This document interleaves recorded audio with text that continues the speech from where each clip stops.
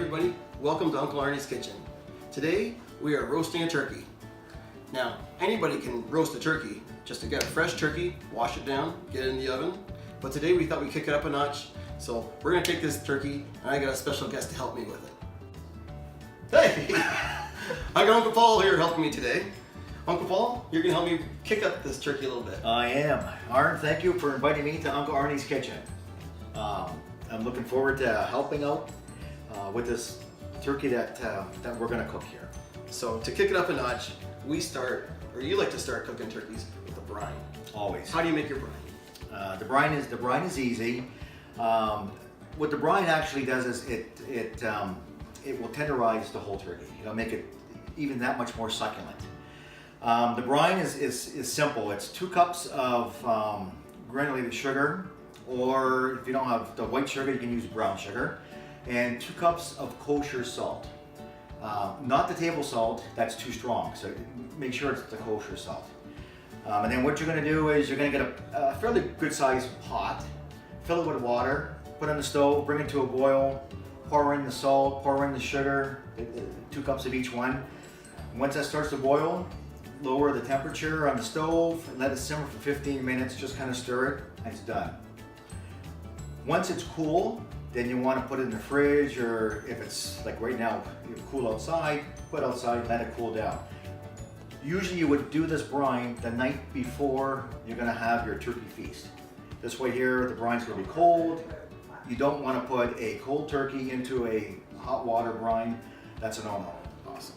So we are lucky enough that Paul made a brine last night, brought it over today. So we're going to get our turkey into this pot of brine, and then on top of that brine, in this mix, we put a few other things in it. No way. Yes, yeah. Again, we're going to kick it up a notch. So we got 2 yellow onions, a couple lemons, 4 sprigs of rosemary, peppercorns. How many peppercorns? Just a handful. And a garlic. Sliced off the edge of the garlic. Yeah, just and a top. drop it in with it. That's right. And we'll show you all how to do that shortly.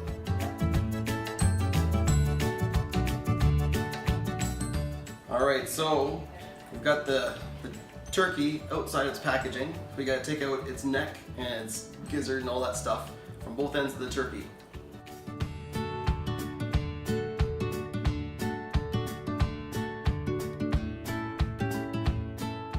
So, because of the size of our turkey, we had to empty a little bit of the brine out into this container here beside us, because whatever you put in is going to displace the water. We don't want to make a mess.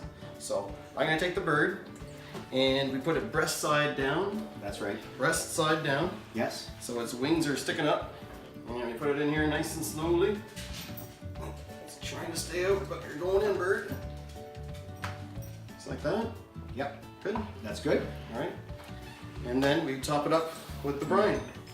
And make sure it's right down. Hang on, I'm just gonna fix it here so it's sitting down a little more smoother. There we go. And we just do it so the brine covers its lid, or its the top, so it's fully submerged. That's right. Yes. Is that pretty good? Yeah, keep going. Perfect. Right. Then we get our additions and we just dump them on top. That's right. Yeah, you could just take your hand and just kind of throw them around.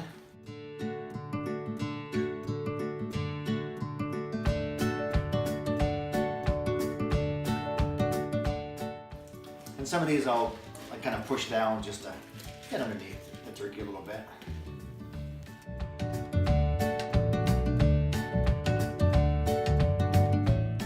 How long do you think we need to brine it for at least, what's the minimum time? Okay, minimum brining at least 12 hours for the brine to work properly. You can go longer, that's fine, you know, but at least minimum 12 hours. In a cold room, in a fridge? It's got to be cold. Either this should be in the fridge, or if it's cold outside or in your garage, you can put this in there. But it's got to be cold, as cold as what a refrigerator would be. It's got to be cold. So we're good to go? We are good to go. We're going to package it up. You give it a little kiss goodbye before you seal the lid? I don't think you want to kiss this. So bye-bye, turkey. It is poultry. Hey everybody, we're back now with the bird. the bird's brined for at least 12 hours and we're ready to put it in the oven. So we warm it up to room temperature. Uncle Paul tells me, whenever you put a bird in the oven, before you do it, you have to give it a slap. So we gotta give this bird a slap. That's for you, Uncle Paul. So, before we put it in the oven, we also want to put a box of chicken broth in, and we cover it up with some poultry seasoning.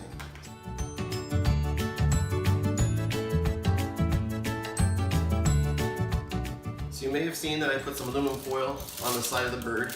I've got a big bird today. She's 22 pounds, and she's pretty wide, so I don't want her touching the pan, so I put some aluminum foil beside the bird to keep it from sticking to the pan at the end of the day. She's also kind of tall, so I put a little foil and just put it on top, so when she sits on the top of, or when I put the lid on top of the pan, it doesn't stick. Alright, so it's ready to go in the oven now. I'm going to put it in for 375, and it should take at least 3.5 to 4 hours, but we'll keep an eye on it with our thermometer and go from there.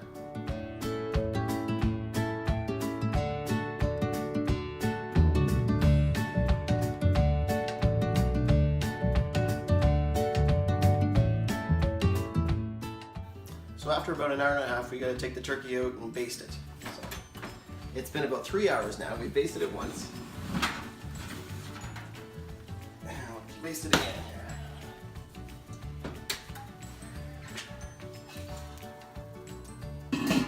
About 3 hours, and this turkey is almost done. We won't take its temperature yet. Actually, it's been about 3.5 hours.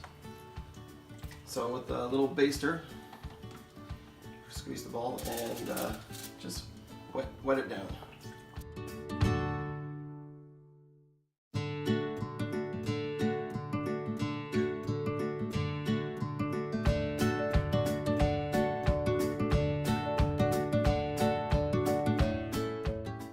I'll put it back in the oven and take it out in about a half an hour, maybe 4 hours, and take its temperature.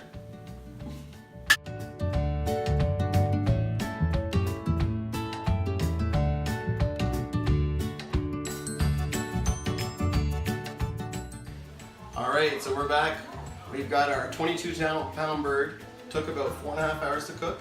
It's been sitting here and just sucking in its juices for the last 2 hours, which makes it nice and juicy. Yes, all the juices and everything goes right back through the turkey while it sits. It's important that it sits for at least an hour when you take it out of the oven.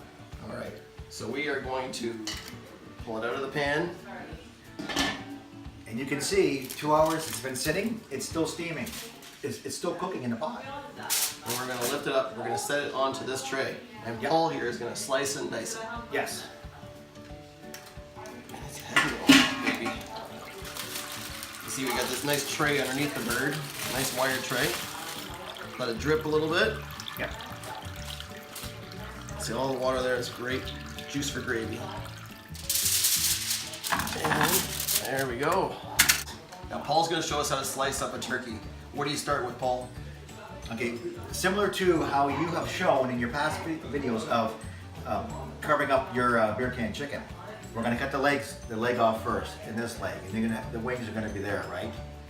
And then from there, I'm going to slice right down the breastbone on both sides, and I'm going to put onto another tray. And then from there, I'm going to put onto this wooden board we have. I'm going to slice up the turkey breast really, really nice. The dark meat, you really can't slice that. It's just as you start working with it, it's going to fall apart. But the turkey breast, I'll be able to slice it nicely with a nice electric knife. And when you see me do it, you're going to see beautiful, nice slices. We're going to layer it out onto a nice turkey platter. It's going to be beautiful.